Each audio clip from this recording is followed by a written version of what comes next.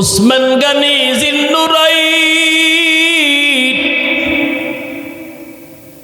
কবরের পাশ অতিক্রম করলে কবরের পাশ দিয়ে যখন হাইটা যাইতেন উসমান গনি এত বেশি কান্না করতেন, কান্না করতে করতে দাড়িগুলো বুক ভিজাইয়া ফেলতেন। সাহাবারা ডাক দিয়া বলে, উসমান গনি ভাই, নবী যখন জান্নাত জাহান্নামের বয়ান করে আপনি এত বেশি কাঁদেন না, কিন্তু যখন আপনি কবরের পাশ দিয়ে হাঁটেন জানতে চাই আপনি কেন এত বেশি কান্না করে। নবী সেই প্রিয় সাহাবী উসমান গনি ডাক দিয়া বলে, ও আমার ভাই, তোমরা তো জানো না মায়ার নবী বলেছেন প্রত্যেকটা মানুষ 5টা গাড়ি দিয়া মালিকের জান্নাতে যাওয়া লাগবে।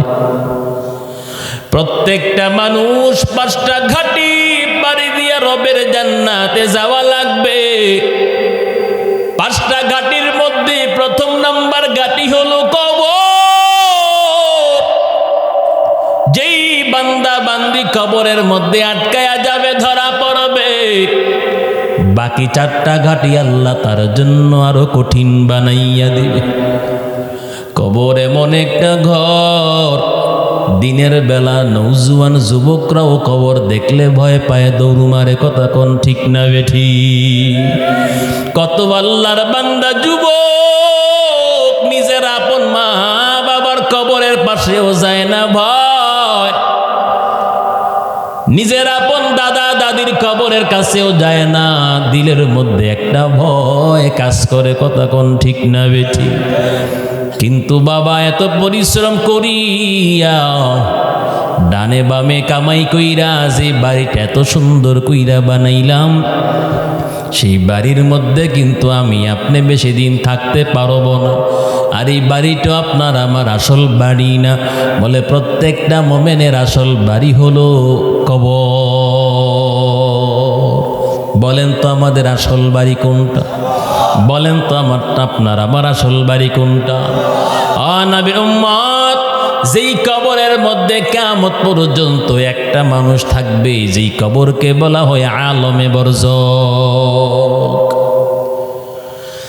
এই জন্য নবীর সেই প্রিয় সাহাবী হযরত উসমান গনি জিন্নুরাইন রাদিয়াল্লাহু তাআলা আনহু কবর দেখলে এত বেশি কান্না করতেন, কারণ যেই বান্দা বান্দি কবর থেকে মুক্তি পাইয়া গেল, নাজাত পাইয়া গেল, বাকি 4টা ঘাটি আল্লাহ পাক তার জন্য আসান করে দিবে।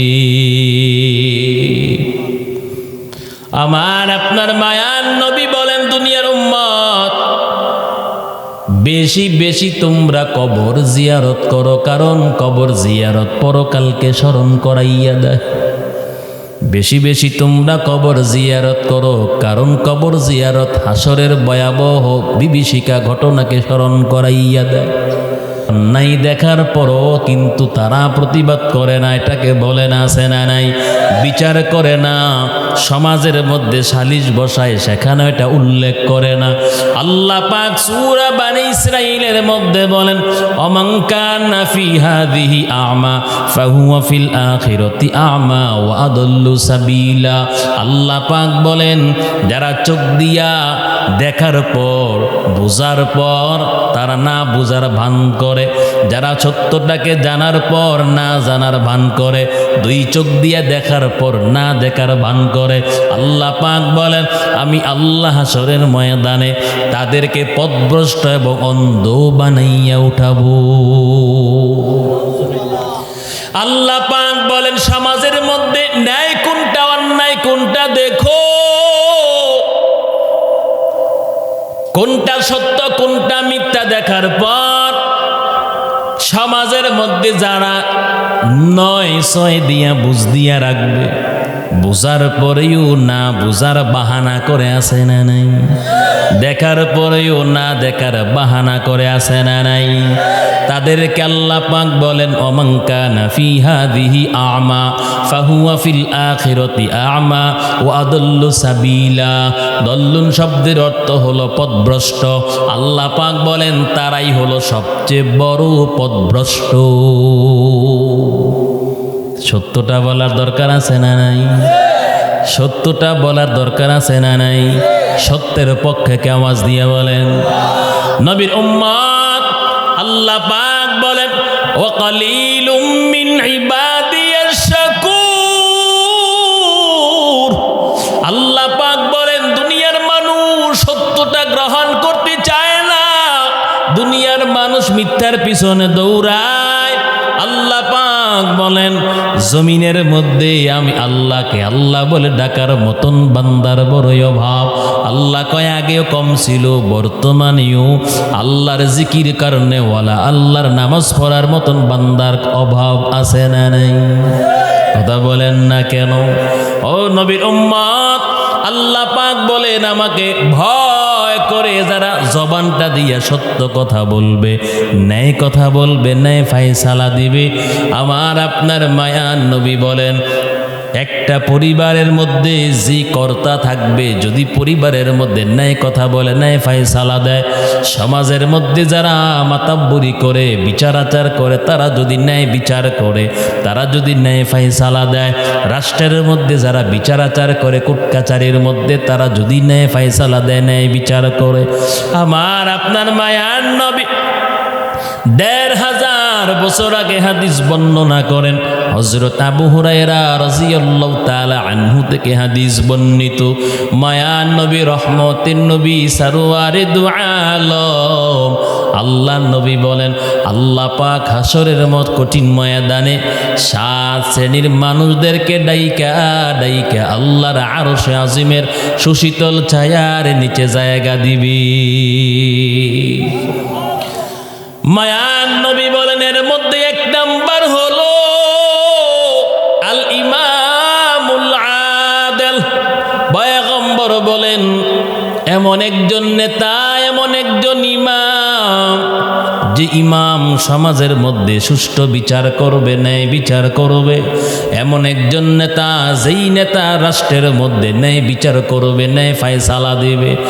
ও নবীর উম্মত আল্লাহ পাক একজন ন্যায় পরায়ণ বাদশারে হাসরের কঠিন ময়দানে আরশে আজিমের ছায়ার নিচে ডাইকা ডাইকা হেমেল দুলার মধ্যে বসাইয়া দিবে।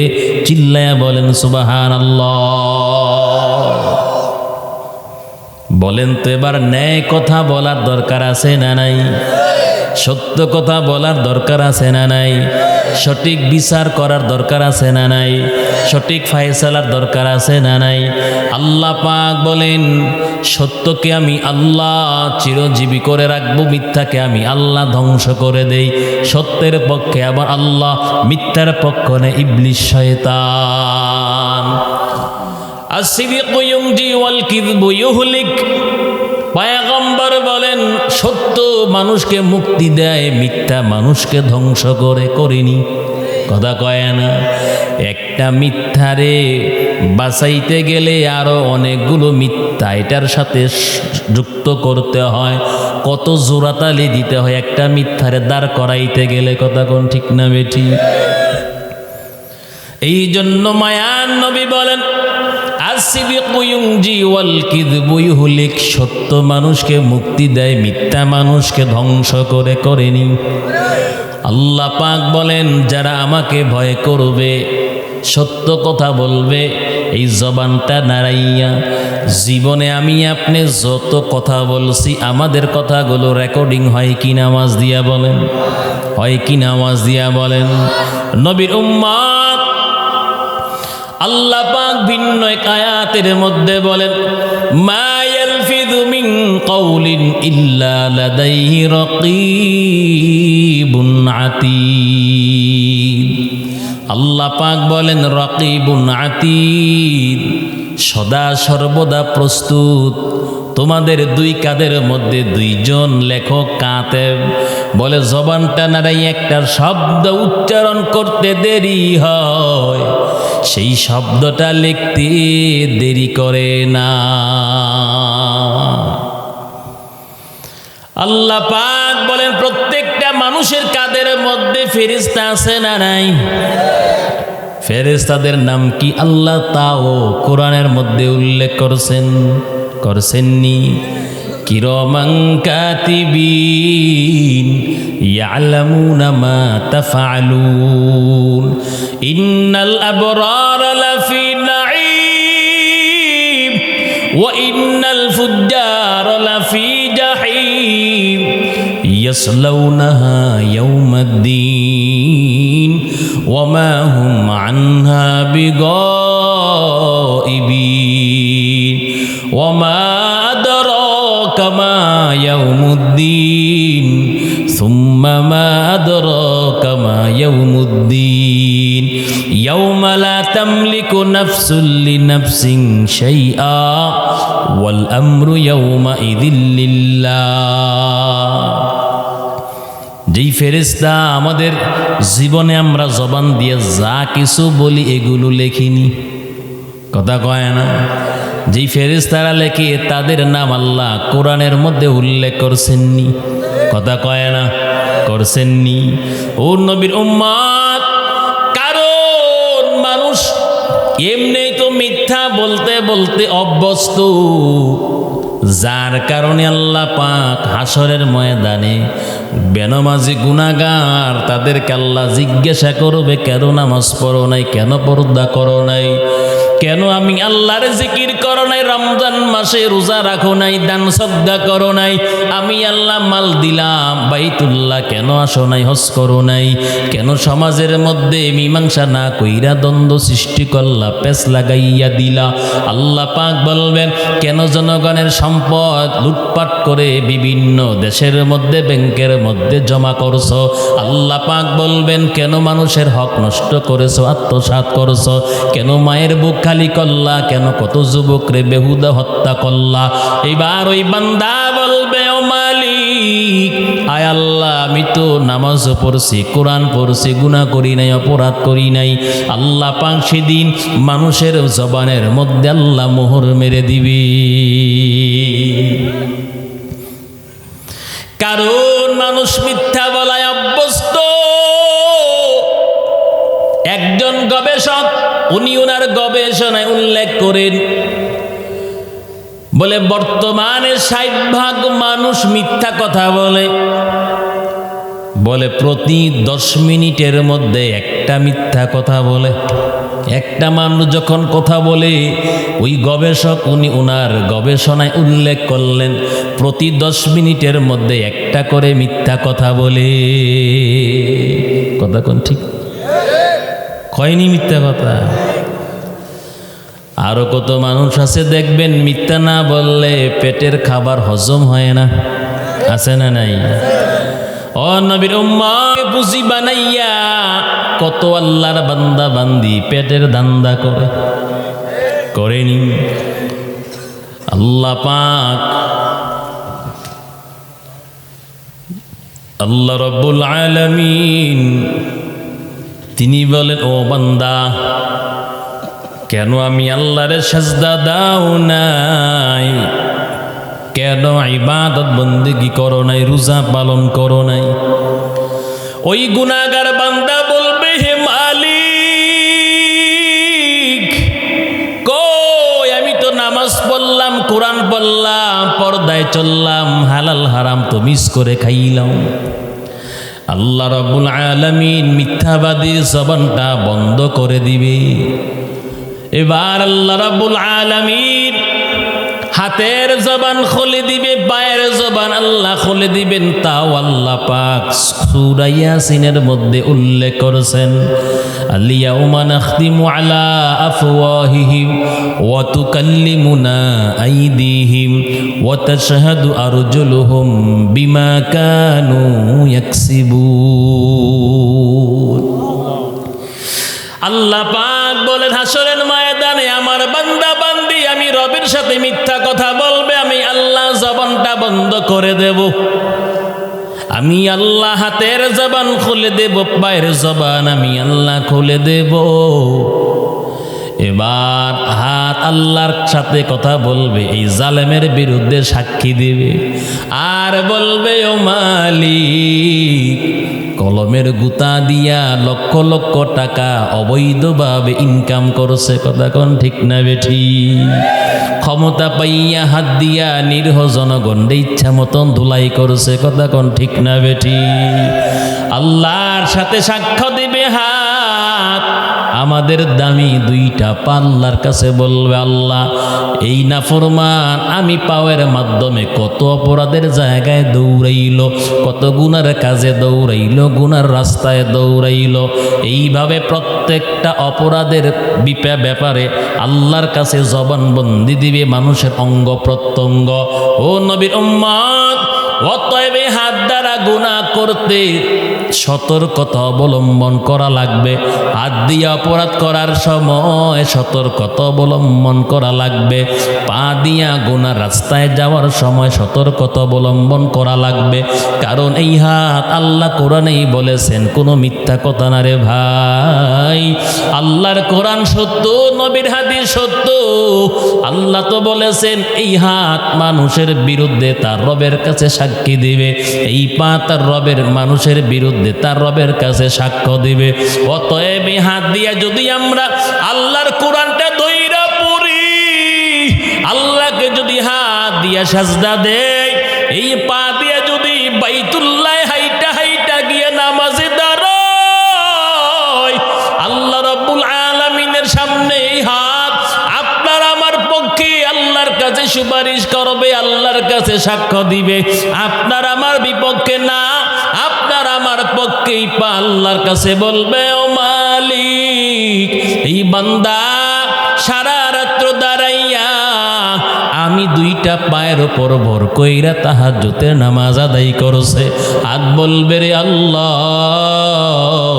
এই হাত দিয়া এই বান্দা কত সওয়াবের কাজ করছে, কোরআনটা দইরা দইরা তেলাওয়াত করছে, এই হাত দিয়া মা বাবার খেদমত করছে, কত সেবা করছে, মানুষের উপকার করছে। ও নবীর উম্মত, অতএব হাত পা দ্বারা অঙ্গ প্রত্যঙ্গ দ্বারা গুনাহ করার সময় চিন্তা ভাবনা করো। অবশ্যই চিন্তা ফিকির করে প্রত্যেকটা কাজ করতে হবে, সামনের দিকে আগাইতে হবে। নাতুবা যদি গুনাহ নিয়ে কবরে যায়, ওই জাহান্নামের আগুন ছাড়া আমার কপালে কিচ্ছু জুটবে না। গুনাহ নিয়ে কবরে গেলে কবর থেকে আযাব শুরু হয়ে যাবে।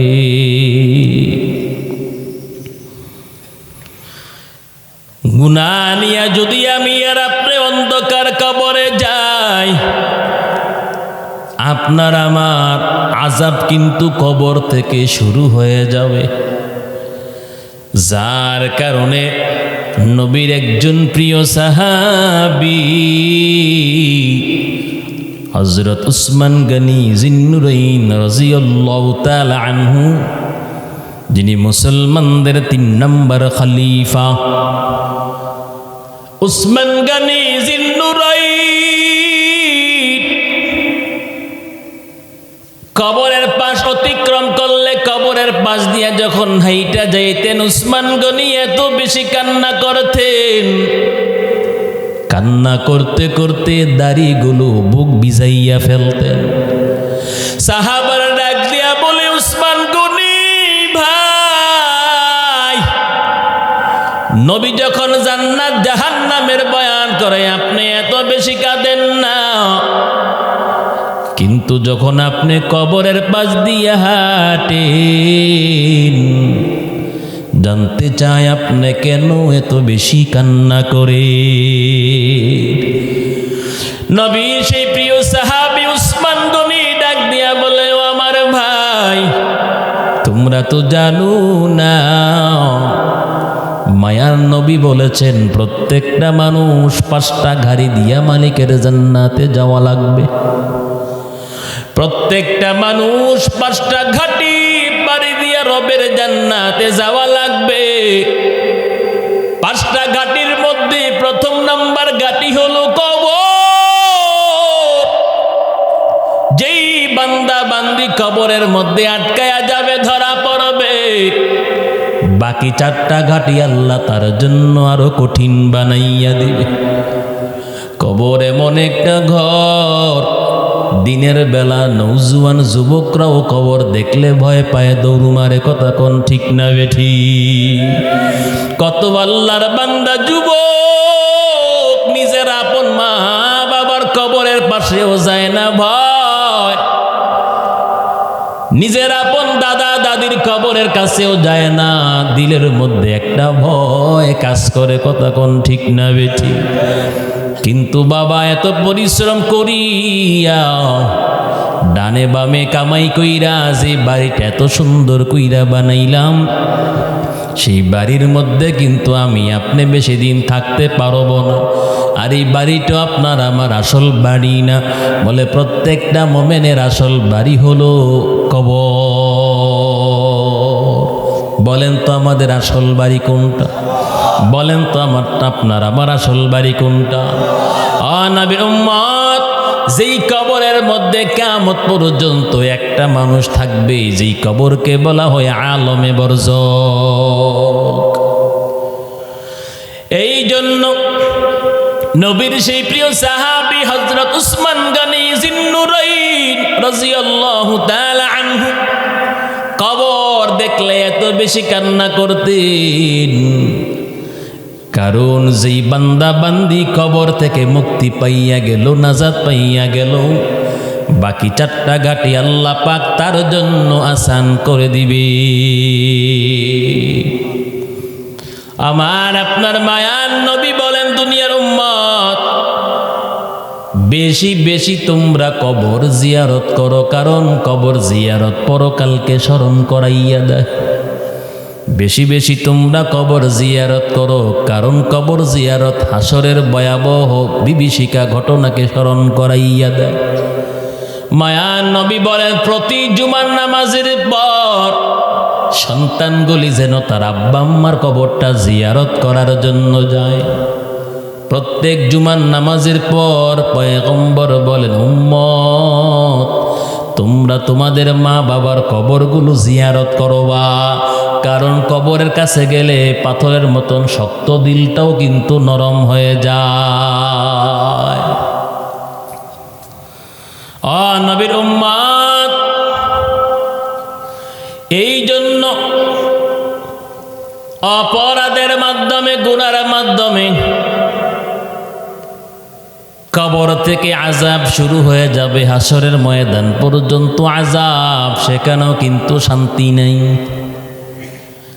বিচার আচারের পরে বাকি পরিপূর্ণভাবে আল্লাহ পাক জাহান্নামের আগুন দিয়া দগ্ধ করবে। নবীর উম্মত, এই জন্য 2 চোখে দেখার পর, বুঝার পর আমরা যেটা সত্য সেটাই বলবো, বুঝে শুনে সমাজের মধ্যে ন্যায় ফায়সালা করব, বিচার করব। আমার আপনার মায়ার নবী বলেন, ন্যায়পরায়ণ শাসক আল্লাহ পাক হাসরের কঠিন ময়দানে এমন এক শ্রেণী ন্যায়পরায়ণ বাদশাকে আল্লাহ পাক ডাইকা ডাইকা আরশে আজিমের সুশীতল ছায়ার নিচে জায়গা দিবি। বলেন তো এবার কি ন্যায় ফায়সালা করবেন, সুষ্ঠু বিচার করবেন, নাকি কারো উপর জুলুম করবেন? কথা বলেন না কেন? ও নবীর উম্মত, এত বছর জুলুম করার পরেও এই জমিনের মধ্যে জালেম চিরস্থায়ীভাবে কিন্তু থাকতে পারে নাই। আবারও যদি কেউ কোনো সম্প্রদায় আবার অত্যাচার জুলুম শুরু করে দেয়, তাদেরও শিক্ষা নেওয়ার দরকার। তারাও জমিনে বেশি দিন অত্যাচার জুলুম করতে পারবে না, কারণ আল্লাহ পাক জুলুমের পক্ষে না বিপক্ষে? কথা কয় না? আল্লাহ পাক যেই কর্মটাকে অপছন্দ করেন, আল্লাহ পাক যেই বিষয়টাকে অপছন্দ করেন, এটা স্থায়ী না অস্থায়ী? কথা কয় না? আল্লাহ পাক নিজেই বলেন, আল-ইয়াউমা তুজজা কুল্লু নাফসিন বিমা কাসাবাত লা যুলমাল ইয়াউম ইন্নাল্লাহা সারিউল হিসাব।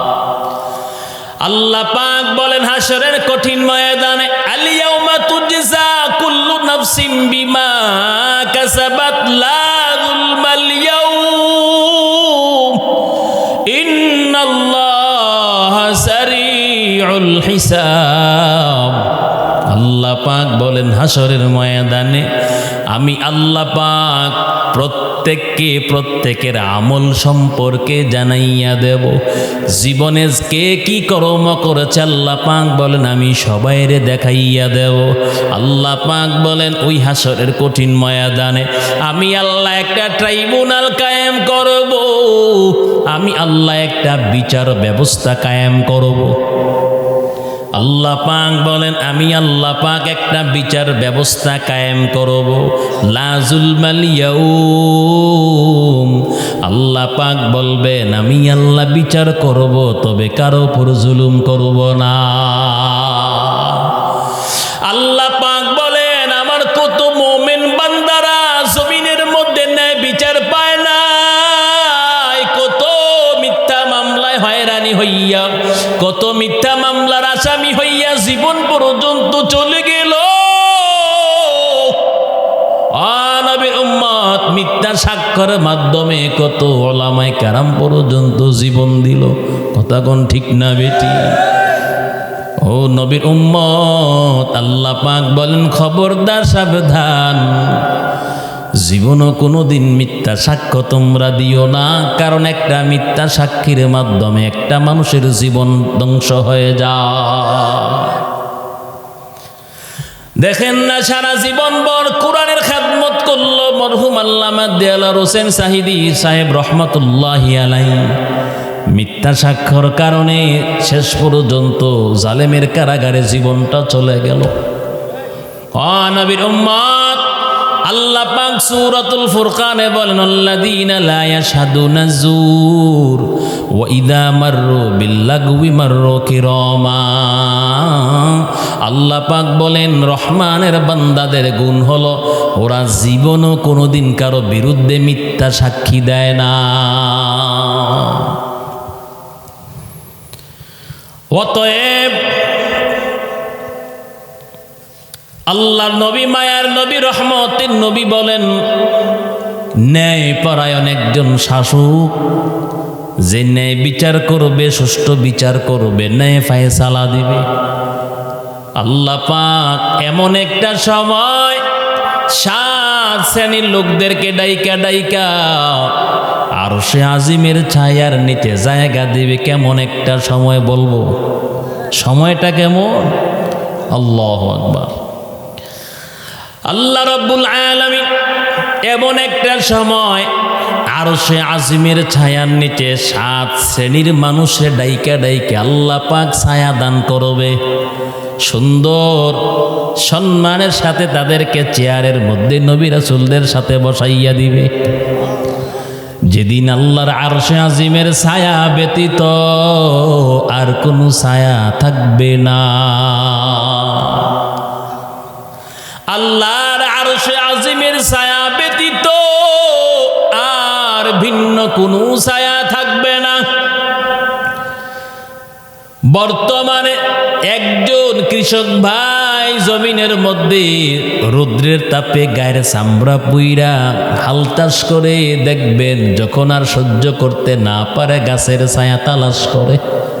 করিনি? কথা কয় না? বলে কেন আর সহ্য করতে পারি না চৈত্র মাসে রোদের তাপ।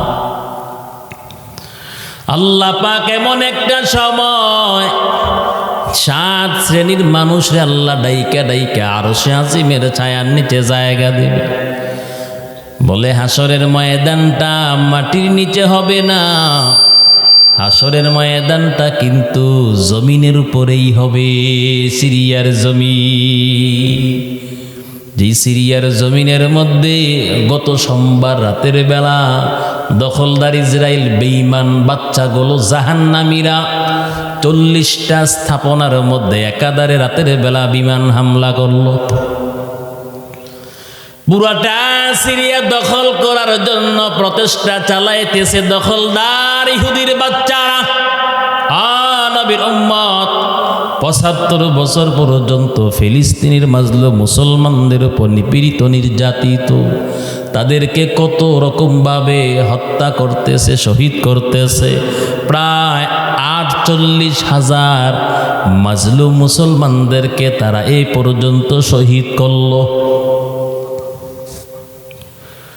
আল্লাহ রাব্বুল আলামিন সিরিয়ার জমিন থেকে শুরু করে যতটুকু আল্লাহ পাক জায়গা নেওয়ার, ততটুকু জায়গার আল্লাহ পাক হাসরের ময়দান বানাইয়া দিবেন। সুবহানাল্লাহ। কোন না, আমরা আগে মনে করতাম মাটির নিচে হাসরের ময়দান হবে, কথা কোন ঠিক না বেঠি? কিন্তু হাসরের ময়দানটা জমিনের মধ্যেই, তবে কখন কোনো মানুষ থাকবে না, সবাই মৃত্যুবরণ করবে।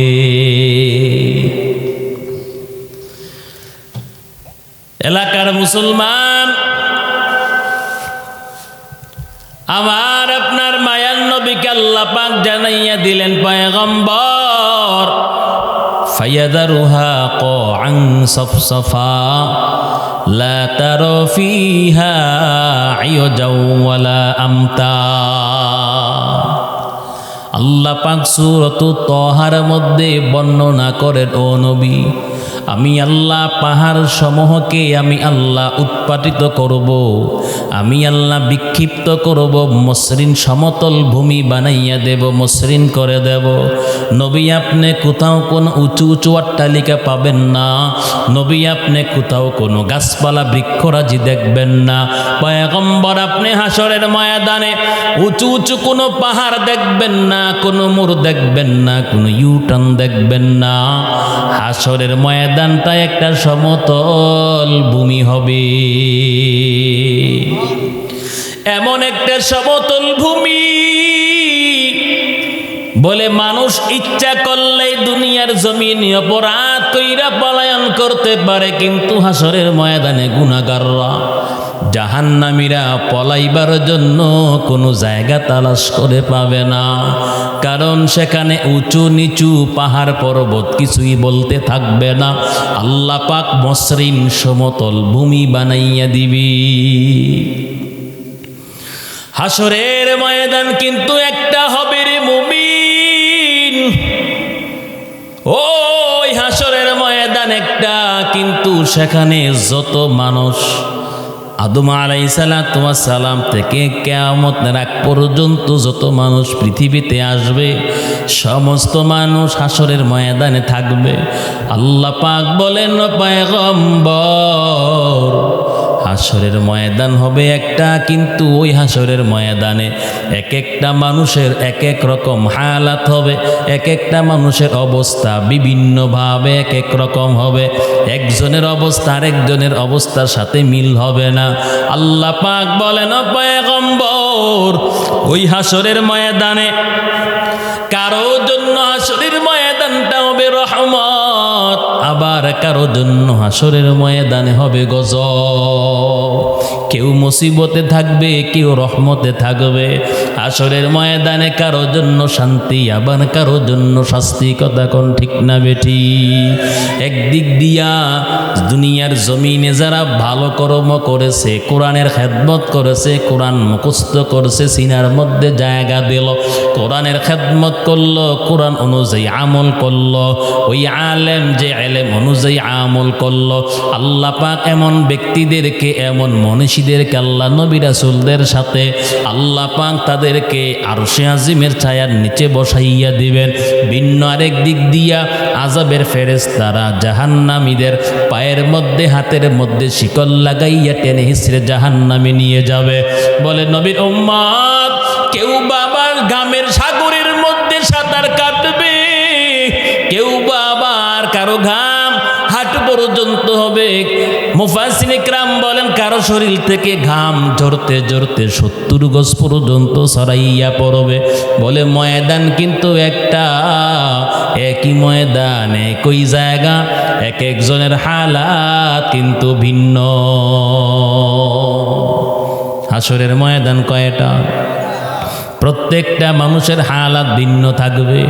যারা ভালো করেছে, আমলে সলে করছে, নেকের কাজ করছে, সওয়াবের কাজ করছে, গুনার কাজ দুনিয়ার জমিনে যারা বর্জন করেছে, বলে যারা ভালো আমল নিয়ে গেছে তাদের অবস্থা একরকম, গুনাহগারদের অবস্থা আরেক রকম। আল্লাহ পাক সূর্যটাকে নিচে নামাইয়া দেবে, সূর্যের তাপে জমিনটা পর্যন্ত তামা হয়ে যাবে, বলে মাথার মগজ টকবক টকবক করবে। আল্লাহ পাক বলেন ওই সময় 7 শ্রেণীর মানুষদেরকে আল্লাহ পাক ডাইকা ডাইকা আরশে আজিমের ছায়ার নিচে জায়গা দেবে। এর মধ্যে 1 নাম্বার হলো ন্যায়পরায়ণ বাদশা। যেই দেশের মধ্যে, যেই দেশের রাষ্ট্রনায়ক ন্যায় ফায়সালা করে, সুষ্ঠু বিচার করে, 24 ঘন্টা ওই দেশে আল্লাহর রহমত বর্ষিত হয়। আর যেই দেশের মধ্যে রাষ্ট্রনায়ক মানুষের উপর, জনগণের উপর জুলুম করে, ন্যায় ফায়সালা করে না, ন্যায় বিচার করে না, আল্লাহর গজব 24 ঘন্টা ওই দেশের মধ্যে পড়তে থাকে। এই জন্য দেশ উন্নতির দিকে যায় না, অবনতির দিকে যায়। দেশের জনগণ শান্তিও পায় না, যতই খায়। কথা কোন ঠিক না বেঠি? নবীর উম্মত 2 নাম্বার মায়ার নবী বলেন ওয়াশাবুন নাশা ফি ইবাদাতি রাব্বি। 2 নাম্বার হলো ওই সমস্ত যুবক, যেই যুবকেরা যৌবনকালে আল্লাহর ইবাদত করে, বৃদ্ধ বয়সে জালিম পর্যন্ত আল্লাহর ওলি হয়ে যায়। পয়গম্বর মায়ার নবী বলেন যৌবনকালের ইবাদতটা আল্লাহর কাছে সবচেয়ে বেশি দামি। যৌবনকালের ইবাদতটা আল্লাহর কাছে সবচাইতে বেশি দামি। আমার আপনার মায়ার নবী বলেন দুনিয়ার উম্মত ওয়াশাবুন নাশা ফি ইবাদাতি রাব্বি, যৌবনকালে যারা আল্লাহর ইবাদত করবে, যেই সমস্ত যুবক, আল্লাহ পাক আরশে আজিমের সুশীতল ছায়ার নিচে ডাইকা তাদেরকে আশ্রয় দিবে। মায়ার নবী 3 নাম্বার বলেন রাজুলুন কলবুহু মুআল্লাকুন ফিল মাসাজিদ। 3 নাম্বার পর্যন্ত বয়ান করব আজকে। রহমতের নবী বলেন ও রাজুলুন কলবুহু মুআল্লাকুন ফিল মাসাজিদ, যার অন্তরটা, যার দিলটা বাইতুল্লাহর সাথে সংযুক্ত থাকে। মুয়াজ্জিন সাহেব কখন বলবে হাইয়া আলাস সালাহ, আল্লাহর বান্দা ওযু বানাইয়া মসজিদে দৌড়াইয়া জামাতে তাকবীর উলার সাথে নামাজ আদায় করে। এমন নামাজি বান্দা যার দিলটা মসজিদের সাথে সব সময় লেগেই থাকে। মায়ার নবী বলেন ও রাজুলুন কলবুহু মুআল্লাকুন ফিল মাসাজিদ, এমন এক শ্রেণীর ইমানদার, এমন এক শ্রেণী নামাজি যার অন্তরটা সদা সর্বদা বাইতুল্লাহর সাথে সম্পৃক্ত থাকে। এমন এক শ্রেণীর নামাজিদেরকে আল্লাহ পাক আরশে আজিমের ছায়ার নিচে ডাইকা ডাইকা নিয়ে বসাবে। নামাজ পড়ার দরকার আছে না নাই? কোন সময় পড়বেন? বুড়া হইয়ানি পড়বেন। কোন সময়? যৌবনকালে। আল্লাহ পাক বলেন যুবকদের ইবাদতটা নবীওয়ালা ইবাদত। সুবহানাল্লাহ। কারণ বৃদ্ধ বয়সে জালিম পর্যন্ত আল্লাহর ওলি হয়ে যায়। ওই সময় শরীর দুর্বল, কাউকে মারার জন্য, কাউকে বকা দেওয়ার জন্য শক্তি থাকে না। এই জন্য বৃদ্ধ বয়সে জালেমরাও আল্লাহর ওলি হয়ে যায়। কথা বুঝেন নাই? এর মানে কি প্রকৃত ওলি? হ্যাঁ, বেশ ধরে। কথা কোন ঠিক নেই। সারা জীবন মানুষেরটা খাইয়া বুড়া বয়সে দেখবেন আক্কাতরে গিয়া বয়, আবার শিয়াল লইয়া বয়। আছে না নাই? শিয়াল লইয়া বয়, টুপি পাঞ্জাবি লাগাইয়া, অথচ সারা জীবন বর মানুষেরটা মাইরা ধইরা খাইছে। এই জন্য কবি কয় যে বৃদ্ধ বয়সে জালেম ও আল্লাহর ওলি হইয়া যায়। কিন্তু তিনি বলেন যে যৌবন কালের ইবাদত আল্লাহর কাছে সবচেয়ে বেশি পছন্দনীয়। এখন কি বৃদ্ধকালে ইবাদত করবেন না যৌবন কালে ইবাদত করবেন? আব্বা আম্মার খেদমত কোন সময় করবেন? যখন মা বাবা বৃদ্ধ হয়ে যাবে ওই সময় মা বাবার খেদমত করবেন, করবেননি? কারণ মনে আছে শুরুতে বলছিলাম, যেই সন্তান মা বাবার কৃতজ্ঞতা আদায় করে না সে আল্লাহরও কৃতজ্ঞতা, যে ছাত্র শিক্ষকের কৃতজ্ঞতা আদায় করে না সে আল্লাহরও, যে স্ত্রী তার স্বামীর কৃতজ্ঞতা আদায় করে না সে রবেরও কৃতজ্ঞতা আদায় করে না। এজন্য আল্লাহ রাব্বুল আলামিন আমাদেরকে সদা সর্বদা এই জবান দিয়ে যেন আমরা সত্য বলতে পারি। কারণ মায়ার নবী ১৫০০ বছর আগে নবীজি যারা দুইটা জিনিসের হেফাজত করবে আল্লাহ নবী একটা জিম্মা নিছেন। নবীজি বলেন, মাইয়াজমানু মা বাইনা লিহইহি ওয়া মা বাইনা রিজলাইহি আজমানু লাহুল জান্নাহ। দুইটা জিনিস হেফাজতের দায়িত্ব যে উম্মত নিতে পারবে, নবী বলেন আমিও কথা দিচ্ছি আমার জিম্মায় সেই উম্মতকে আমি নবী জান্নাতে পৌঁছে দেব। যদি উম্মত দুইটা বস্তু দুইটা জিনিস হেফাজতের জিম্মা নিতে পারে, এর মধ্যে এক নাম্বার হলো মায়ার নবী বলেন জবানের হেফাজত। একটা মানুষ জবানের কারণে জান্নাতি হয়, আবার এই জবানের কারণে মানুষটা জাহান্নামী হয়। জবানের কারণে মানুষ সম্মানিত হয়, আবার উল্টা পাল্টা বললেই জবানের কারণে মানুষ লাঞ্ছিত হয়। কথা কোন ঠিক না বেঠি? এই জবানটা যদি আপনি সঠিক জায়গায় সঠিকভাবে ব্যবহার না করেন,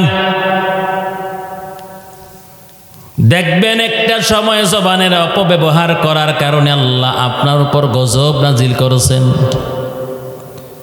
কারণ এই জবানটা মক্কা মদিনা, আবার এই জবানটা যদি ঠিক না রাখতে না পারেন এই জবানটা বাথরুম হয়ে যায়।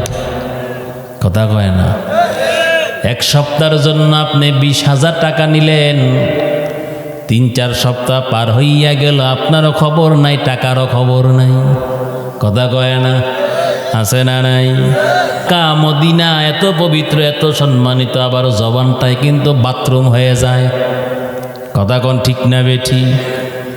মায়ার নবী বলেন যে উম্মত জবানের হেফাজত করতে পারবে, জবানের হেফাজতের জিম্মা নিতে পারবে, 2 নাম্বার পয়গম্বর বলেন যে উম্মত লজ্জাস্থানের হেফাজতের জিম্মা নিতে পারবে, আমি নবী নিজ জিম্মায় তারে আল্লাহর তৈরি জান্নাতে পৌঁছাইয়া দেব। দুইটা জিনিস হেফাজতের গ্যারান্টি যে উম্মত দিতে পারবে, নবী বলেন আমিও গ্যারান্টি দিলাম, আমি নবী তারে জান্নাতে নিয়ে যাব। এই জন্য জবানের মাধ্যমে মানুষ সম্মানিত হয়, জবানের কারণে মানুষ লাঞ্ছিত হয়। কথা কোন ঠিক না বেঠি? যত পেশ ঘরে বাহিরে দেশে লাগে শুধু জবানের কারণে। স্বামী স্ত্রীর মধ্যে ঝগড়া হয় শুধু জবানের কারণে, ভাই ভাইয়ের মধ্যে দ্বন্দ্ব হয় শুধু জবানের কারণে। কথা বলে ঠিক না বেঠি? একটা শব্দ উল্টা পাল্টা বললেই তো মাথা গরম। এই জন্য অবশ্যই আল্লাহর কৃতজ্ঞতার শুকর আদায় করা লাগবে, লাগবেনি? মা বাবার কৃতজ্ঞতা শুকর আদায় করা লাগবেনি? মা বাবার কৃতজ্ঞতা কেমনে আদায় করবেন বলেন? খেদমতের মাধ্যমে। কিসের মাধ্যমে? খেদমতের মাধ্যমে। শিক্ষক উস্তাদের কৃতজ্ঞতা কিভাবে আদায় করবেন? খেদমতের মাধ্যমে, প্রশংসার মাধ্যমে। আল্লাহর কৃতজ্ঞতা আদায় করবেন প্রশংসার মাধ্যমে, আল্লাহর গুণগান গাইবেন। কারণ আল্লাহ পাক আমাদেরকে যা দিছেন পৃথিবীর কেউ তা দিতে পারবে না। অতএব আল্লাহর সবচেয়ে বেশি কৃতজ্ঞতা আদায় করার দরকার আছে না নাই? আজ বর্তমানে সন্তানেরা মা বাবার সাথে মিথ্যা কথা বলেনি, বহু মিথ্যা কথা। এইভাবে মিথ্যা কথা বলতে বলতে অভ্যস্ত হয়ে যায়, এখন পাড়া প্রতিবেশী সবার সাথে মিথ্যা বলে। আছে না নাই? মনে রাখবেন, মিথ্যা হলো ধ্বংসের একমাত্র কারণ। মিথ্যা বলে জমিনের মধ্যে কেউ পার পায় নাই। কথা বলেন। সত্য বলতে গিয়ে যদি আপনার জীবন চলে যায়, এরপরে আপনি আল্লাহর আদালত থেকে বাঁচতে পারবেন, আল্লাহ আপনাকে ক্ষমা করে দিবে। মিথ্যা বলে যদি বেঁচেও যান, আল্লাহর আদালত থেকে আপনি বাঁচতে পারেন নাই। এজন্য আজ থেকে আমরা আল্লাহকে ভয় করব, সদা সর্বদা সত্য কথা বলবো। ওয়াকুলু কওলান সাদীদা, সত্য কথা বলবো। যদি আমরা সত্য কথা বলি, আল্লাহ পাক আমাদেরকে পুরস্কারের ঘোষণা করছেন। শুনতে রাজি আছেন? ইউসলিহ লাকুম আমালাকুম ওয়া ইয়াগফির লাকুম যুনুবাকুম। আল্লাহ পাক বলেন, আমাকে ভয় করে যারা সত্য কথা বলবে, ইউসলিহ লাকুম আমালাকুম, আল্লাহ পাক বলেন তোমাদের জিন্দেগীর সমস্ত আমল আমি আল্লাহ পরিশুদ্ধ করে দেব, বিশুদ্ধ করে দেব। নামাজে পড়লে নামাজের মধ্যে ত্রুটি বিচ্যুতি হয়নি। রমজান মাসে রোজা রাখলাম, রোজা রাইখে কত মানুষের ধোঁকা দেয়, মিথ্যা বলি, ত্রুটি বিচ্যুতি হয়নি। কোরআন তেলাওয়াত করলে এর মধ্যে কিছু ভুল বেয়াদবি হয় কিনা, দান খয়রাত করলেও তো মানুষের দেখানোর জন্য মাঝে মাঝে হয়ে যায়, ভুল ত্রুটি হয় কি হয় না। আল্লাহ পাক বলেন, ইউসলিহ লাকুম আমালাকুম, আমি আল্লাহ তোমার জিন্দেগীর আমল বিশুদ্ধ করে দেব। আল্লাহ পাক বলেন, ওয়াগফির লাকুম যুনুবাকুম, আমি আল্লাহ তোমার সমস্ত গুনাহ ক্ষমা করে দেব, মাফ করে দেব। আল্লাহ পাক যদি গুনাহ মাফ করে দেয়, আমাদের কোনো চিন্তা আসেনি আর? কথা কয় না? কবরে আর কোনো ভয় আসেনি? কথা কন। এই জন্য আল্লাহ পাক বলেন, অবশ্যই তোমরা সত্য কথা বলবা, জবানটা নাড়াইয়া। বলে কত আল্লাহর বান্দা ঘরের পিছনে দাঁড়াইয়া কয় আমি চট্টগ্রাম আছি, কইনি? নবীর উম্মত, মিথ্যা কথা এমন একটা মহাপাপ, একটা মিথ্যা কথার কারণে ৭,০০০ বছর জাহান্নামের আগুনের মধ্যে দগ্ধ হওয়া লাগবে।